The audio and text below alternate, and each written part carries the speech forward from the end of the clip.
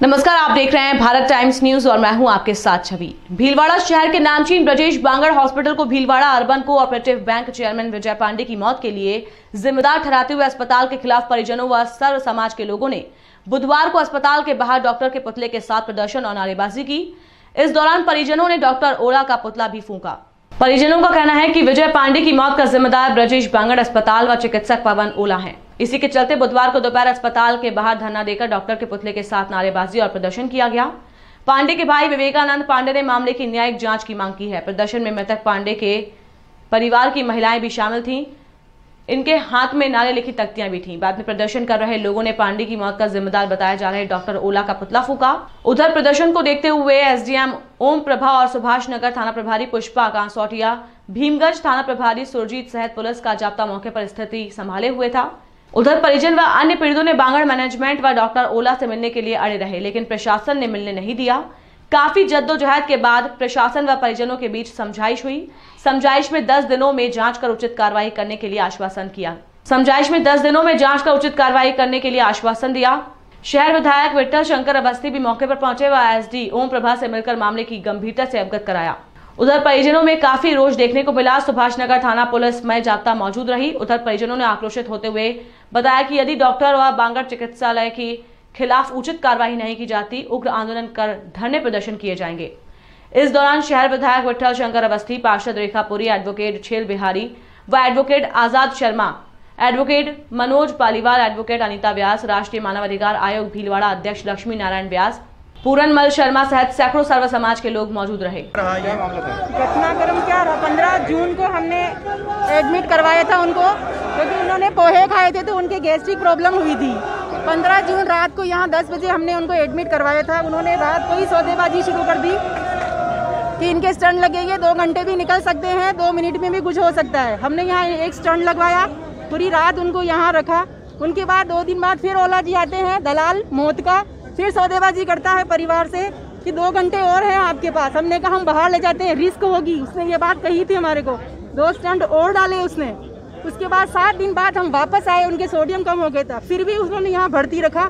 उसने ये जांच करने की कोशिश नहीं करी कि ये सब कुछ कॉम्प्लिकेशन क्यों हो रहे हैं। फिर भर्ती रहा हमारा इंसान, फिर हम घर लाए उसको, फिर उनको बुखार चालू हो गया, फिर भी इसने कोई जाँच नहीं करी।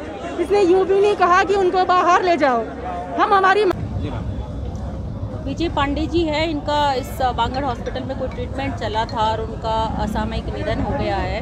उनके जो परिजन हैं वो कोई ग्रीवेंस बता रहे हैं और यहाँ पे इस तरीके से प्रदर्शन करना चाह रहे थे। सूचना पे मैं यहाँ आई हूँ और इनसे जो भी इनकी बात है वो रिटर्न में देने के लिए कहा गया है विद डॉक्यूमेंट्स।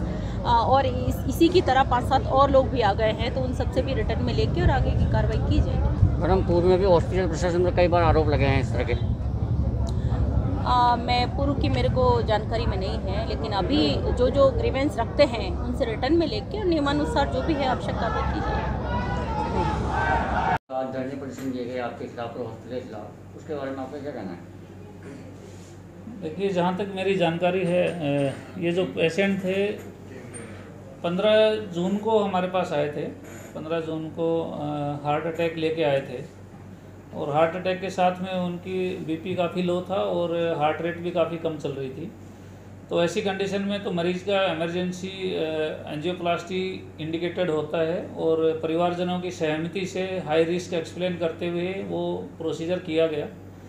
जब पेशेंट आए इमीडिएटली किया गया, उसमें ज़्यादा डिले नहीं करते हैं क्योंकि पेशेंट की हालत ऐसी नहीं थी, बीपी काफ़ी लो था और धड़कन कम थी।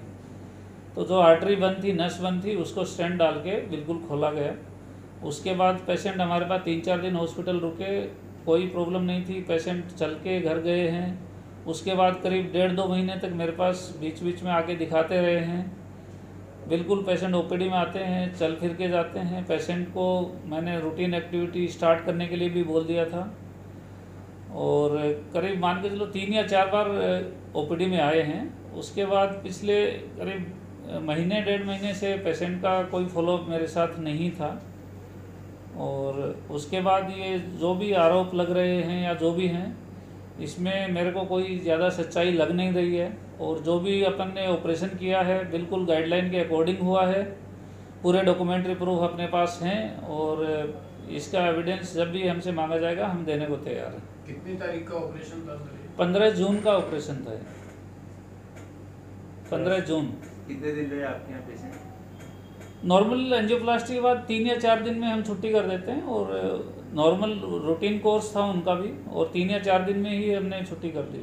उसके बाद भी वो चेकअप कराना है? बिल्कुल, कम से कम 2 या 3 बार मेरे पास आए थे, और भी ओपीडी में मैंने देखा उनको हर बार जांच की है, दवाइयाँ कम ज़्यादा करनी पड़ती हैं, वो उसी हिसाब से करके हमने भेजा है। और लास्ट जो फॉलोअप है मेरे को अच्छे से ध्यान है, मैंने उनको बोला है कि आप, उन्होंने पूछा मेरे से कि मैं स्कूटर चला सकता हूँ क्या, मैंने बोला कि हाँ स्कूटर चलाएं, और अपना जॉब जो भी है हल्का फुल्का आप वापस स्टार्ट कर दें। स्टेंट इन्फेक्शन की बात उनके द्वारा कही जा रही है, तो देखिए स्टेंट इन्फेक्शन बहुत ही रिमोट कॉम्प्लिकेशन होता है, लेकिन स्टेंट इन्फेक्शन 3 महीने बाद अचानक से होना थोड़ा सा डाउटफुल है इशू, क्योंकि बीच में हमारे पास आए हैं, उनकी कुछ जांचें भी टाइमली हम करवाते हैं, वो रूटीन में हुई हैं। कोई पेशेंट को हार्ट से रिलेटेड कुछ टेस्ट होते हैं वो भी कराए हैं, क्योंकि स्टेंट इन्फेक्शन होगा तो वो एक तरह से हार्ट अटैक की तरह ही प्रेजेंट करते हैं, तो हमारे पास वो सारी रिपोर्ट्स हैं।